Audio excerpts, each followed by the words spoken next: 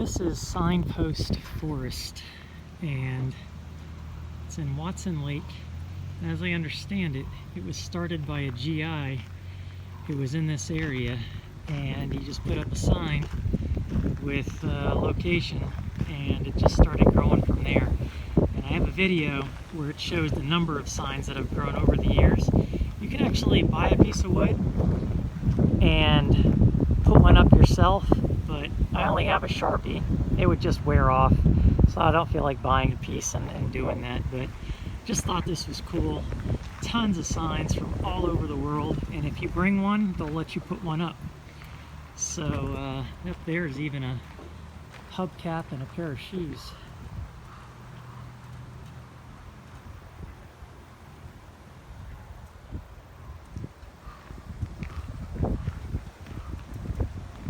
So this is just a small portion of the overall area, but throughout all the woods there, just tons and tons of signs. You could spend hours walking through here and reading it all. And on the other side of the building there's even more, but just everything from messages, people's names, license plates. Some say where they're from, some don't. That's a love note basically, and just really cool. I mean, even truck inspection ahead sign, but really neat that they do this as an attraction and let people put up signs, even really large ones like this one here.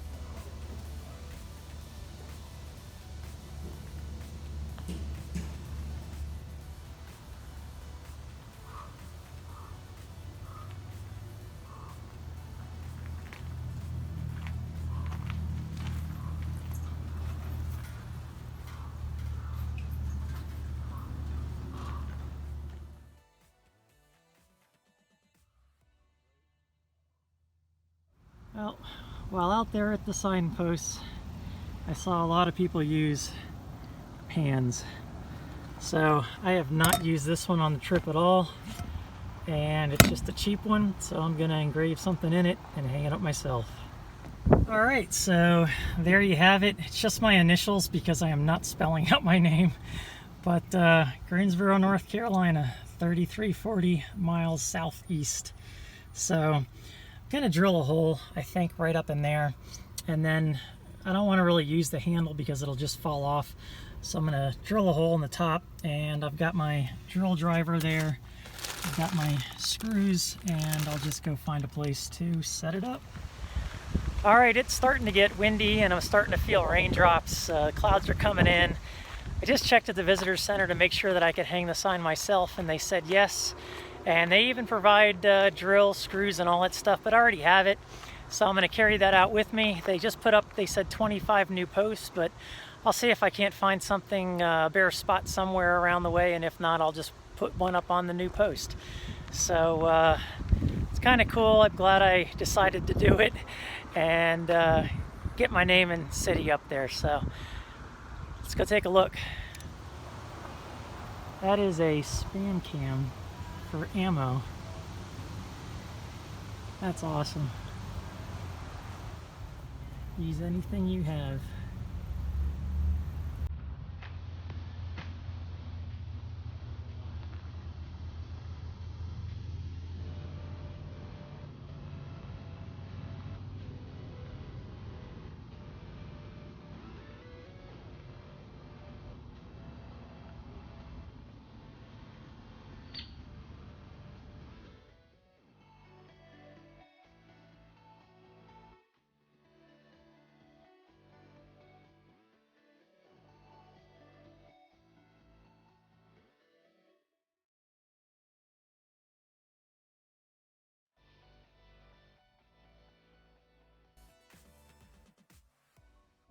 Alright, so I'm just now leaving Watson Lake. I rolled in quite a while ago today and didn't expect to be here this long.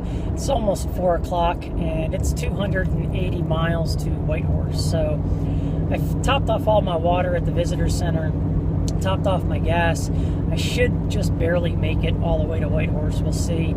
And I ended up reading information about the Alaska Highway, Watson Lake being a stopover for planes and all that other type of stuff that went along with World War II and building the Alaska Highway and the route all the way to Alaska and to Russia.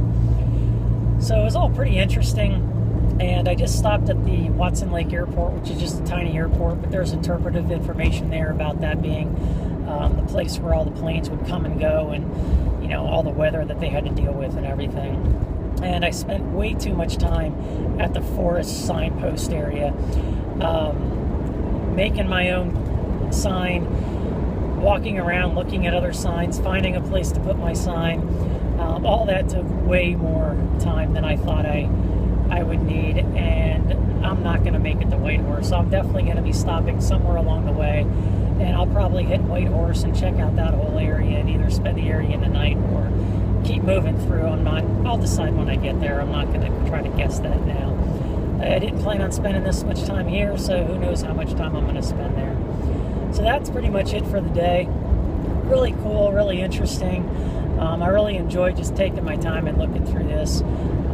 Not going to be here again anytime soon, so I'll make the most of it. But that's pretty much it for this area, and I'll just try to find probably a pullover rest stop and not spend too much time tonight trying to find a cool location to stay. But if there's something that I can find on iOverland or not too far off the road, I'll take a look. But that's it for now.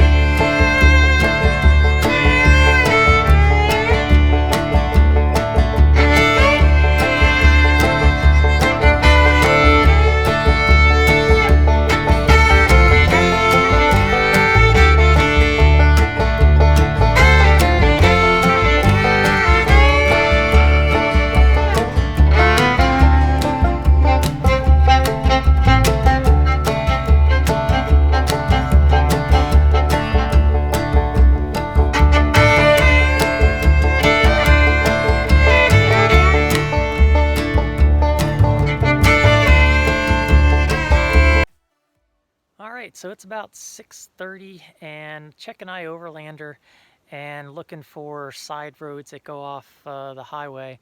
I couldn't find too much except for this one, which was a recreation site that you're allowed to camp overnight at. And it's got picnic tables and fire rings, but the best part about this is it is right on the lake. And actually you can drive out there on the shoreline and probably even camp, but since this spot's right here, I don't need to be out there right on the shore, and I'll have that table to make something to eat tonight or tomorrow morning. And everything else that I was seeing from here to Whitehorse was pretty much on the side of the road. I've been checking side roads looking for things that might go into places that nobody's mentioned yet, and couldn't really find anything. So rather than keep going and chance sitting on the side of the road, I figured why not stop here, and I lucked out. There's about 3 more spots on the way in here, but right now there's only a group that's all the way at the beginning spot. So being here on the end, I shouldn't get bothered. It should be really quiet. There's some nice trails that go back through the woods, and one goes behind the Jeep there to the other part of the lake. So I'll check that out in a little bit and see if I can't get a bit better vantage point. But lucked out with this one. Not completely alone. It's not my secluded spots that I usually go for, but being right here on the lake, it's hard to beat. So I'll take what I can get at this point. After tomorrow, I should be pretty much off the Alaska Highway and start the next route up north before I get on the Dempster Highway. So I'll just have to see how that goes. But for now, I think I might even light a fire and start setting up for the night.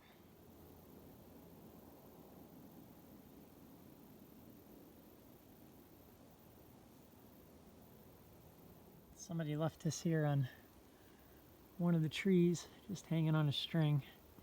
But Argentina to Alaska, that's impressive.